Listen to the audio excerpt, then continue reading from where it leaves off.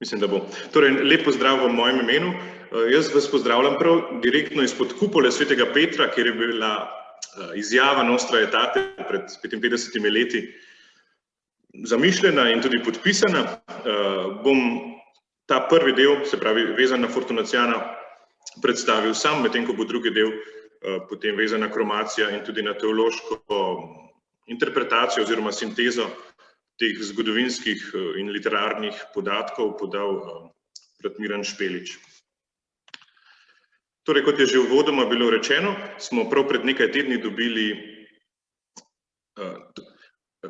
naj samo še omenim za angleško govoreče, for the English speakers there will be some texts in English put on the slides, and there's also a German version slightly modified of this paper to appear, so if anybody is interested, you can contact us. Torej, v slovenščini imamo na voljo sedaj oba pomembna teksta.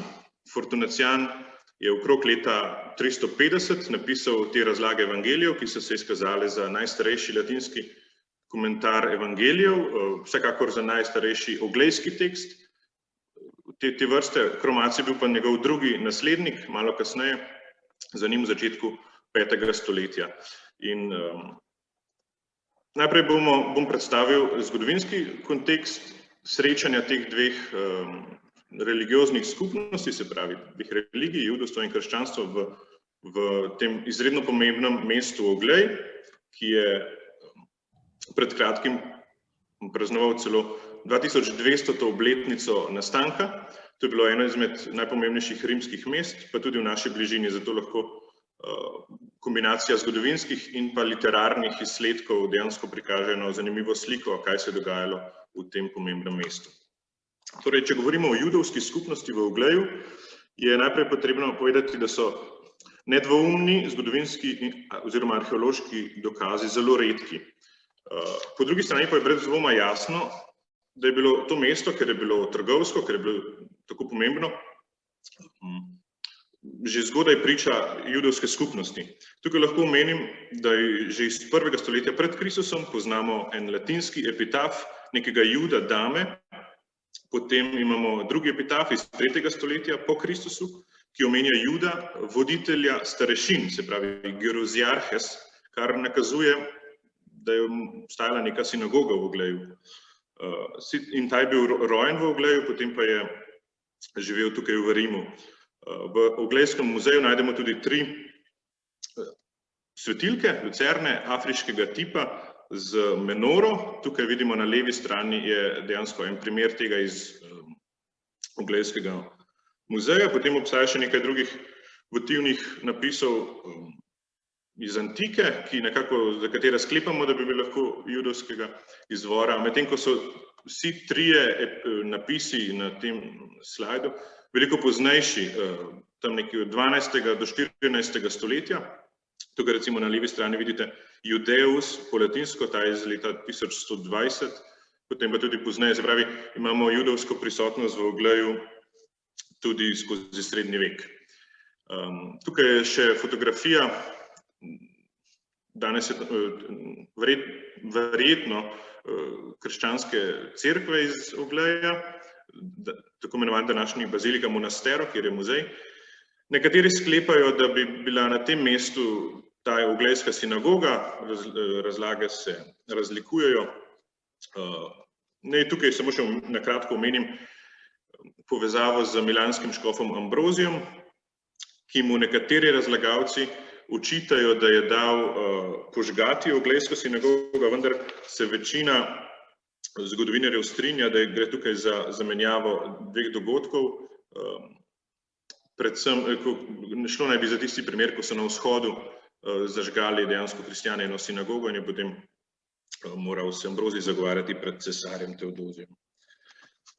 Če gremo pa sedaj na kratko še našemu besedilu, se pravi, kot je bilo že povedano, to besedilo, komentarji in evangelija škofa Fortunaciana Oglejskega je bilo odkrito šele leta 2012 v Kölnskem rokopisu iz 9. stoletja, vidimo tukaj naslovnico na levi strani, po 1500 letih pozabe, tako da nam dejansko predstavlja en zelo pomemben in zanimiv vir, ker torej gre za veliko odkritje. Tako. Skozi celotno besedilo so Judje, ki so pogostoma metonimično označeni kot sinagoga, nastopajo v antinomičnem odnosu do krščanske skupnosti. Čeprav je mestoma težko oceniti, ali Fortunacijan Jude uporablja kot literarni topos, novozavezne eksegeze, kar je značilno za patristično razlago Svetega pisma, ali pa dejansko opisuje neke resnične zgodovinske odnose rivalstva med skupnostma v ogledu svojega časa. Tako da je v bistvu zelo težko dobiti kakšne zanesljive zgodovinske podatke. Tako da najprej bi predstavil 3 osnovne značilnosti te njegove tako imenovane protijudovske eksegeze. In prva izmed teh se izkaže, da gre za sukcesionistično eksegezo, se pravi za prenos od sinagoge do cerkve. Pri tej značilnosti ne gre za nič posebnega, to je značilno za to zgodnje krščansko literaturo, ta supersesionistična eksegeza. To je recimo zelo slikovito izrazi s primerom o Jakobovi lestvi, ko pravi, Judje grejo dol, kristjani pa gor, se pravi, kristjani nadomestijo staro, torej izvoljeno ljudstvo. Druga primerjava je zanimiva, ko gre za dvojni izvor kristjanov, ki je predstavljen v podobi 2 čolnov ob Genezareškem jezeru. Ta predstavljata tako tiste kristjane, ki so prišli iz poganstva, kot tiste, ki so prišli iz judovstva. Obe skupnosti pa sta morali biti potopljeni v vodo, kot sta bila potopljena čolna, torej krst. Zanimivo je, da Fortunacijan pozna tudi legendo o nastanku Septuaginte, znano drugače iz Aristejevega pisma, pri čemer komentira zanimivo ex judeis adulteratores et interpolatores scripturarum, se pravi, da so bili Judje tisti, ki so pokvarili besedilo. Gre za Izaija 7.14, namesto izraza za devico Virgo so vstavili izraz mladenka in venkula. Naj omenim recimo še eno drugo primerjavo. Jezusova trditev, da nima mesta, kamor bi položil glavo, Matej 8.20, na eni strani pomeni, da Božji sin počiva v tistem, ki izpolnjuje zapovedi, po drugi strani pa judovsko ljudstvo, ki ni izpolnjevalo zapovedi, zato tudi ni imelo mesta za Božjega sina. In to vrstnih razlag je to besedilo polno. Matej 26.38, moja duša je žalostna do smrti, za Fortunacijana to pomeni, ne pomeni Jezusove žalosti, ampak žalost nad judovskim ljudstvom, ki ga je zmeraj zelo ljubil. Moja duša po Škofovo pomeni, da jo je Kristus ob stvarjenju človeka dal Adamu, v tem trenutku pa je strani judovskega ljudstva, s katerega dušo se kot predstavnik vsega človeštva identificira, zavrnjen. No, druga značilnost, ki jo lahko omenimo, je tako imenovana moralna diskvalifikacija oziroma vituperacijo, pri čemer gre znova za nek značilen retorični prijem, se pravi, Fortunacijan Jude ima za nekakšne konkurente in jih mora moralno diskvalificirati, da bi verjetno v svoji krščanski skupnosti vzpostavil neko trdnejšo identiteto. Potem je zanimiva tudi omemba nekaterih spreobrnjenih iz judovstva, pri čemer gre pri nekaterih njegovih navedbah dejansko moč sklepati, da se je tudi to dogajalo, vendar so ti podatki pač podvrženi interpretaciji oziroma več si lahko preberete v že objavljenem članku. No, tretja značilnost, poleg supersukcionistične eksegeze in pa moralne diskvalifikacije, pa je prav ta hereziografski kontekst, kjer Fortunacijan ne samo nastopi zoper konkretno skupnost v smislu rivalstva, ampak tudi zoper nekatere teološke poglede, ki recimo posebej na področju kristologije, kjer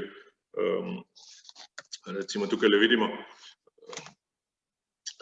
Jude predstavi kot tiste, ki so zavrnili Kristusa in predvsem zavrnili njegovo božanstvo. No, da grem počasi k sklepu.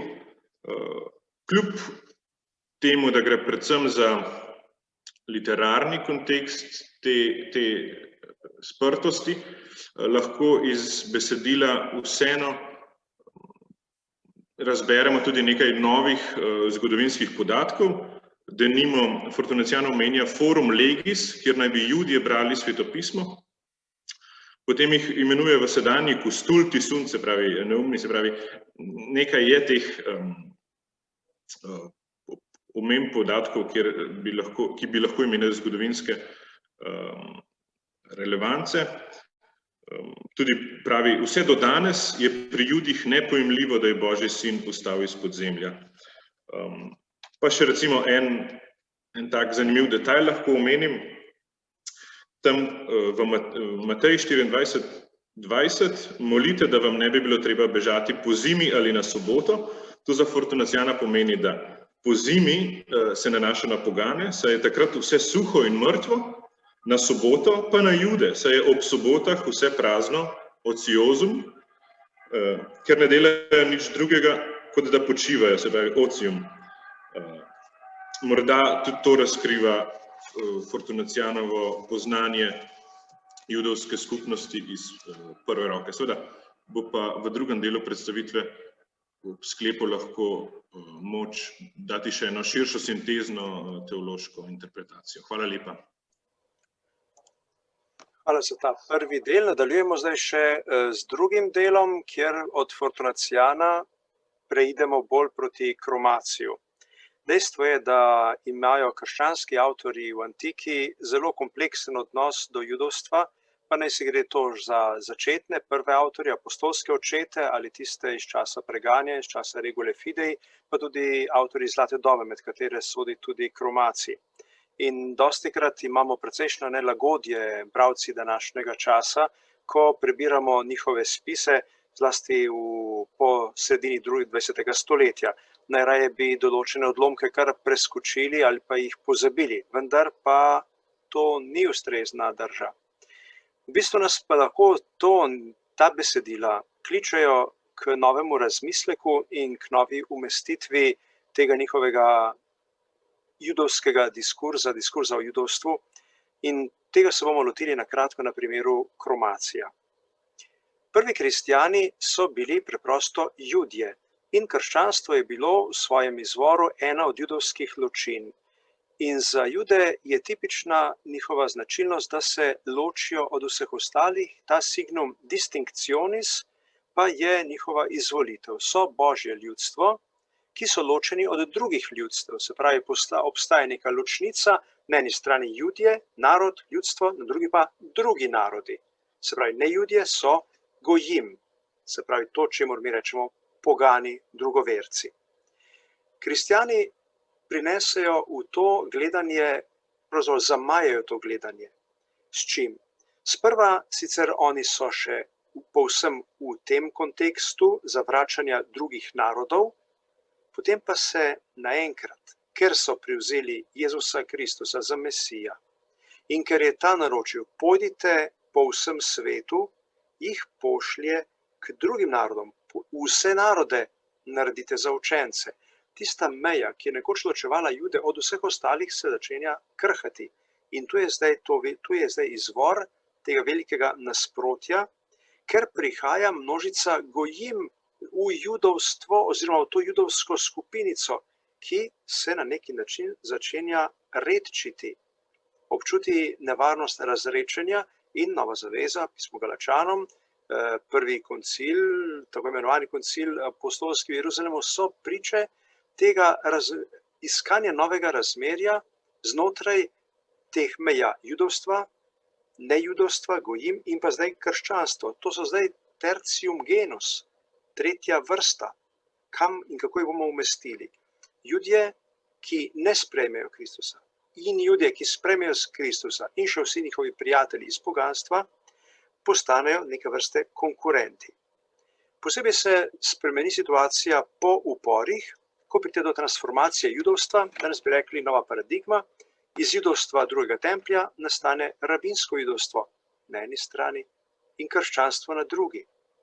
In krščanstvo se vedno bolj distancira od judovskih korenin, dokler jih praktično ne pozabi, tako rekoč zanika in najbolj radikalno v primeru Markiona in njegovega zavračanja stare zaveze. Judovstvo pa istočasno vidi v krščanstvu neke vrste priložnost, vektor za nosilca, za širjenje judovstva, se pravi, preko krščanstva bomo stopili v gojim in jih bomo pritegnili k sebi, torej možnost neke ekspanzije. Od tod prihaja do velikega konflikta, ki se pokaže že v 1. stoletju in ki se razbohoti v 4., ko krščanstvo dobi svobodo obstoja, ko postane ena od vodilnih ideologij v cesarstvu in se judovstvo čuti še bolj ogroženega.